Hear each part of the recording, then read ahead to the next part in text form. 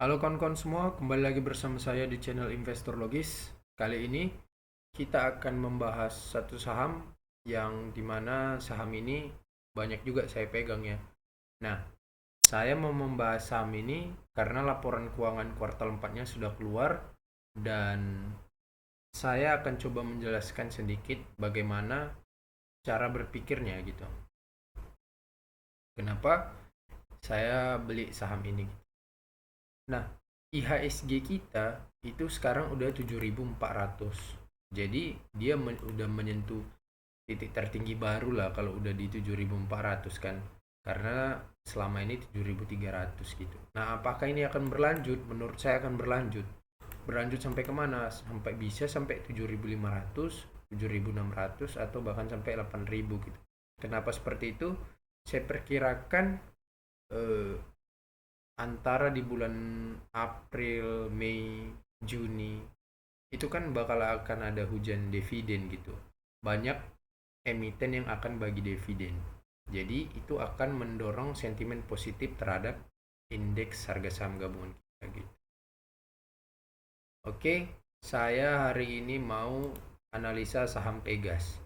Nah, Pegas ini per tanggal 13 buka perdagangan saham dia naik terbang 4% gitu ya langsung. Kenapa? Karena laporan keuangan keluar, laporan keuangan kuartal 4-nya keluar di mana banyak media yang kasih berita seperti sentimen negatif tetapi pada akhirnya yang terjadi bukan itu gitu, malah sebaliknya. Labanya cukup besar di kuartal 4 di 2023 ini dan ini melampaui laba tahun 2021. Dia memang menurun sedikit dari tahun 2022 labanya, tetapi justru tidak malah dia melakukan hal yang sebaliknya dari yang diberita-beritakan gitu, kayak seperti dia bakal rugi 5 triliun, rugi segini karena kontrak LNG Gunvor itu. Faktanya kan ngawur semua. Mana coba naikkan lagi beritanya kalau gitu. Pastikan mereka tenggelam. Nah, nanti saya jelasin itu di belakang kenapa itu dibuat gitu. Sekarang Pegas di 1165. Dia naik perlahan-lahan ya. Dalam satu minggu terakhir dia udah naik 4% ya. Oke, sekarang kita analisa dulu laporan keuangannya. Nah, ini adalah laporan keuangan Pegas kuartal 4 2023. Jadi dia sudah merangkum lah untuk laporan keuangan tahun 2023 ini ya. Nah, dari mana saya bisa dapatnya? Saya download karena banyak juga kawan-kawan yang masih bingung, yang pemula tanya dari mana dapat laporan keuangannya. Saya buka aja di Google. Nah, Google ketik Pegas gitu kan. Misalnya gini, Google laporan keuangan Pegas gitu kan. Nah, masuk ke websitenya yang ini. Klik. Dah, di sini saya pakai laptop ini. Nah, baru kalian masuk di sini. Baca yang financial information. Ini artinya kan informasi keuangan. Pilih yang financial report, laporan keuangan. Nah, tinggal ini klik download yang 12M 2023. Klik. Nah, hasilnya inilah. Sama kan? Ini kan tadi saya sudah download. Kalau mau download ini kan. Nah, setelah itu kita membaca laporan keuangannya. Ini kan ada 246 lembar. Kalian sebaiknya kalau misalnya apa ya, pemula nggak apa-apa sih baca aja semua. Tetapi pelan-pelan aja dulu belajarnya. Biasa itu namanya kita baru sama-sama belajar kan. Nah, kalau saya lihat poin-poin pentingnya itu di sini kawan-kawan. Nah, yang pertama satu, kalian itu harus lihat di sini nih. Ini kan ada lambang EY ini kan, tulisan EY. Nah, biasanya lambang di sudut kiri atas ini adalah lambang dari lembaga yang mengaudit laporan keuangan ini. Nah, di Indonesia itu ada 4 lembaga auditor keuangan paling terkenal, paling besar, paling bagus lah kerjanya. Ada Ernest Young, ada apa lagi ya, KPG kalau saya nggak salah ya. Nah, coba kita searching ya. 4 perusahaan auditor terbaik. Ada dia. Big Four ya bahasanya itu ya. Big Four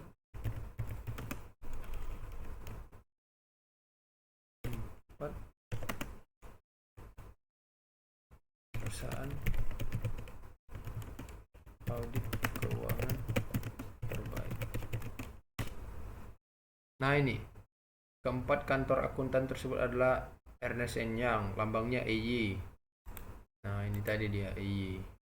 Jadi apa indikasinya? Laporan keuangannya diaudit oleh perusahaan yang reputasinya bagus gitu. Ada Deloitte, ada yang Kleinfeld Marwick Gordeler KPMG, dan PricewaterhouseCoopers atau PwC. Nah, EY sama PwC ini sering saya jumpai di laporan-laporan keuangan kuartal di perusahaan-perusahaan Indonesia ya. Nah, bagus dia. Kemudian baca juga ini basis opini gini atau apa gitu. Nah, baca baru kita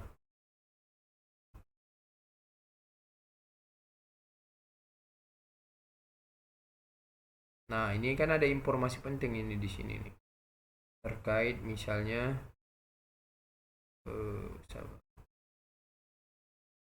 Nah,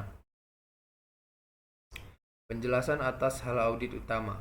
Pada tanggal 31 Desember 2023, grup mencatat provisi kontrak memberatkan atas kontrak penjualan liquefied natural gas atau LNG jangka panjang sebesar 68.540.528 US dollar. Provisi ini mencerminkan biaya neto terendah untuk terbebas dari ikatan kontrak, yaitu mana yang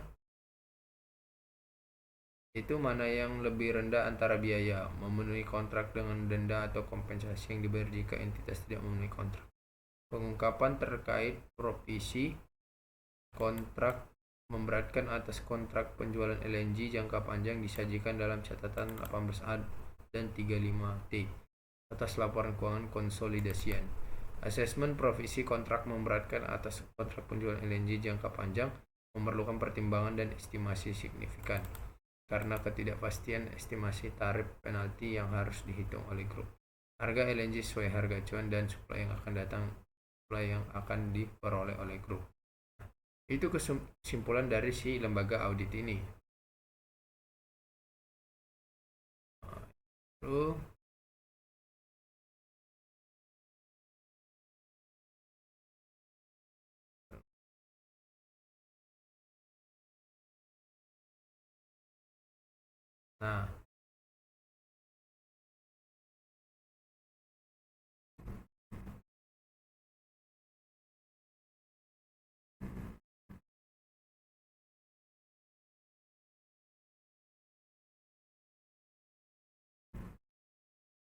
Nah, dia bilang si lembaga auditnya ini mereka telah memeriksa.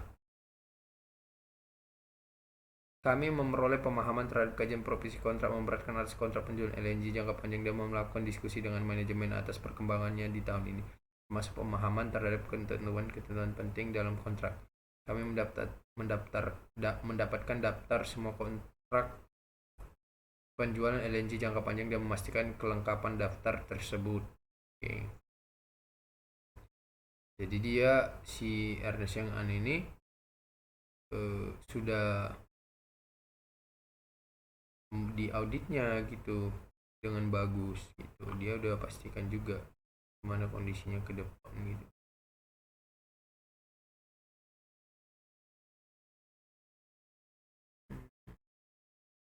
Nah itu kalian perlu baca dengan detail. Saya nggak mau bacanya di sini, kita bisa baca masing-masing aja karena kalau saya baca terlalu terlalu panjang kalau untuk baca itu aja gitu.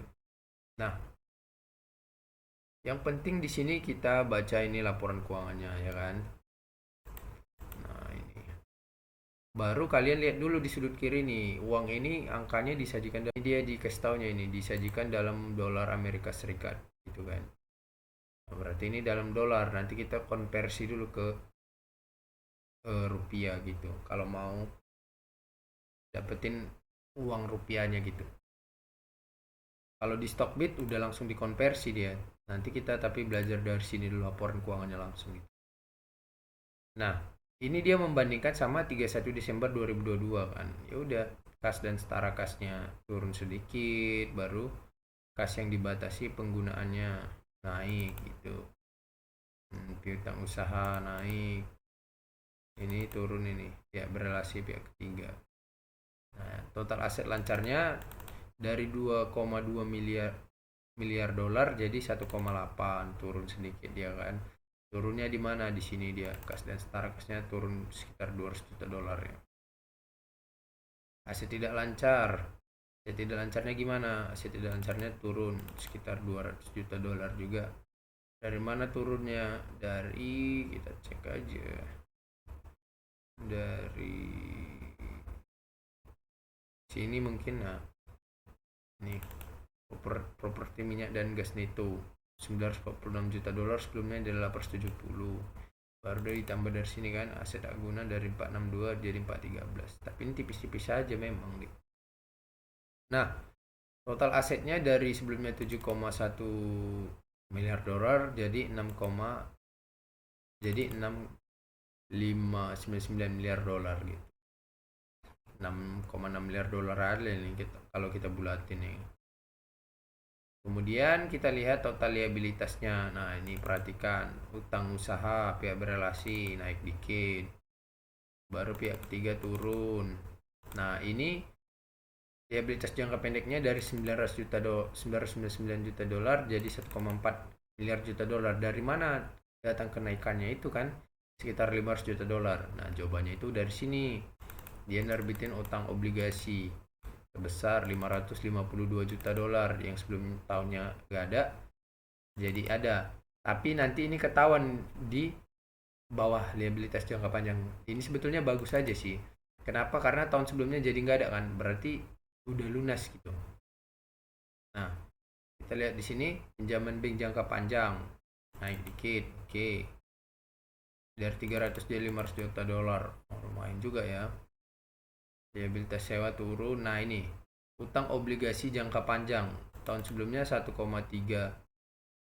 miliar dolar, terus 2023 jadi nggak ada gitu, jadi lunas. Nah, jadi mungkin nerbitin yang baru lagi yang di sini kan, tapi kan secara total turun ini dari 1,3 miliar jadi 500 jutaan gitu,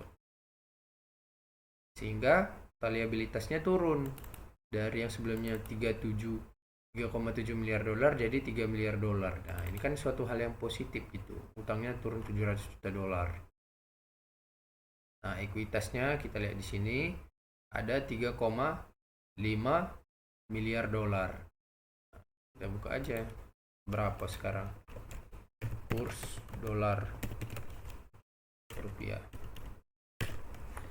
15.555, kita anggaplah 15.500, bulatkan aja. Nah, ini tadi kita lihat ekuitasnya 3,5 miliar dolar Amerika ya. Kita bulatkan 3,5 miliar 123 kali 15.500, karena mau kita konversi dulu ke rupiah kan. 3,5 miliar dolar dikali 15.500, dapatlah uang sekitar ini dapatlah uang sekitar 54,2 triliun. Nah, saya mau hitung dengan cepat aja ini harga wajarnya berapa per keuangan 2023. Nah, ekuitasnya kan 54,2 triliun. Ini dari segi pembulatan aja ya. Dibagi jumlah lembar saham beredar 24,24 miliar. Dapatlah harga wajar 2.235. Jadi harga wajar Pegas itu anggaplah 2.200 kawan-kawan. Gitu. Saya masuk di 1.095. Berarti saya dapat di PBV 0,49, atau kita anggaplah ini 0,50. Nah, saya beli di segini. Tetapi apakah kalau kita beli Pegas tadi dapat di 1.165 masih aman? Masih aman aja. Kenapa?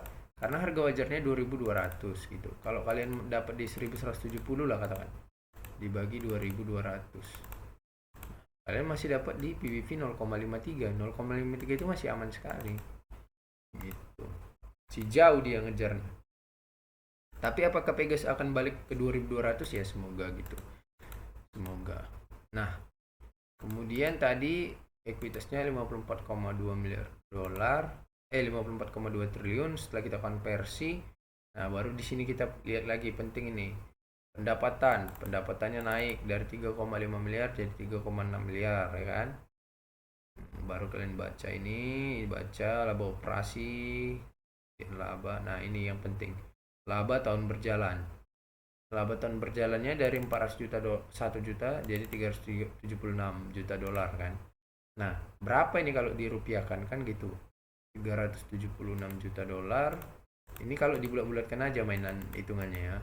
Kalau detail rincinya nanti di stop kita aja. Saya mau ngasih tahu kayak gini caranya aja sih, bacanya ini. 376 juta dolar dikali kurs 15.500 dapatlah sekitar 5,8 triliun. Nanti sama itu di Stockbit. Kita cek. Pasti Stockbit 5,8 triliun juga. Masuk ke financial income statement annual 2023 laba bersih tahun berjalan kan 5,8 triliun labanya. Sama juga kan dengan hitungan kita. Gitu. Nah, laba bersih per sahamnya 0,0115 dolar. 0,0115 dolar dikali konversi 15.500 dapatlah 178. Apakah stok juga segitu? EPS earning per share 177,11 kan sama.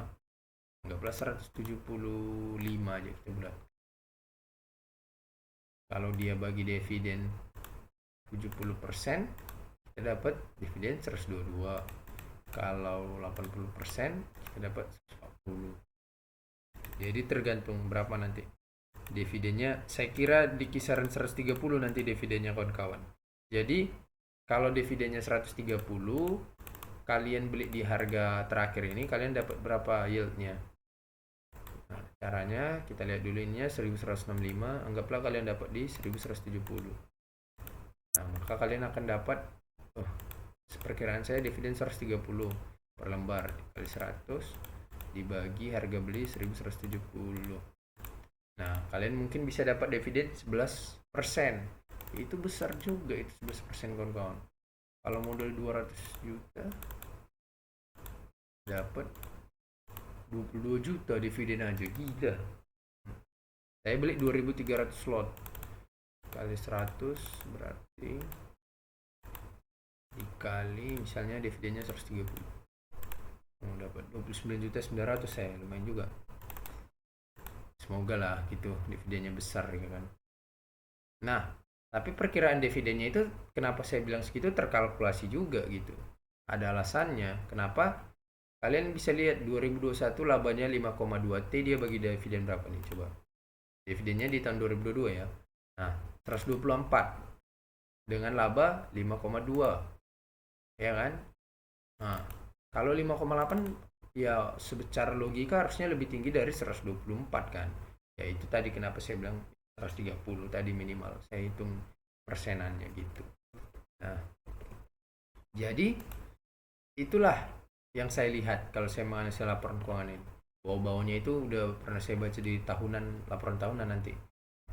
Jadi kawan-kawan, intinya yang mau saya sampaikan di akhir ini, kadangkala dalam berinvestasi itu, kalau kita sudah menganalisa dan menemukan satu perusahaan yang bagus dan kita yakin akan potensinya dan kita tahu dia bagi dividen, itu kenapa saya katakan kalian harus belajar metode dividen value investor itu. Nah, kalau kalian mau belajar, gampang chat aja kan. Nah, ketika semua media memberitakan yang buruk, bahkan ada sengaja saya catat, nanti saya jelaskan di video yang lain, beberapa artikel dari suatu website atau situs yang menuliskan tentang prediksi bahwasanya Pegas nanti akan rugi 5. Ternyata salah juga kan, gitu, keliru kan. Baru dia tenggelam. Ada beberapa pemain yang gini kawan-kawan, kalau ada satu perusahaan yang itu terkena sentimen negatif, dia goreng isunya supaya harga sahamnya turun, dia masuk karena dia udah tahu ini perusahaan tetap bagus, pada akhirnya akan pulih lagi. Nah, dia jadi menggoreng isu itu menggunakan media untuk supaya menurunkan harga sahamnya. Kemudian setelah harga sahamnya turun dia masuk, kemudian nanti setelah laporan keuangannya keluar dan ternyata tidak ada apa-apa, harga sahamnya naik lagi, udah dia keluar, dia jual gitu sistemnya. Jadi dia hanya untuk mau dapat Pegas di barang murah aja, gitu sih simpel. Oke kawan-kawan, itu saja yang bisa saya jelaskan. Kalau kawan-kawan mau belajar tentang saham, lebih tahu banyak lagi, saya membuka online private, silakan di chat WA aja. Kalau mau e-booknya silakan beli e-book yang sudah di akhir video. Demikian video ini, terima kasih. Halo kawan-kawan semua, khusus untuk kamu yang masih pemula dan dari nol sekali, saya sudah menyiapkan e-book untuk belajar langkah-langkah investasi saham dari nol lewat e-book ini. E-book ini akan membantu dan menuntun kamu sampai kamu sah layak disebut menjadi investor saham. Untuk kamu yang sudah paham dasar-dasar investasi saham, saya menyiapkan e-book ini khusus untuk mendalami metode investasi saham yang saya gunakan, yakni Dividend Value Investor. Untuk kamu yang ingin tahu caranya, saya menjual e-book ini khusus untuk kamu ya. Nah, khusus untuk kamu yang ingin langsung belajar lengkap langkah-langkah investasi saham dari mulai nol sampai ke ilmu terakhirnya, kamu bisa langsung memiliki 3 e-book ini. Semua pengetahuan yang saya ketahui sudah saya tuangkan di sini. Kalau kamu butuh dan tertarik, silakan chat WA nomor di samping ini ya. Terima kasih. Nah, untuk kamu yang berminat belajar kelas online private ataupun offline, silakan hubungi nomor di bawah ini ya.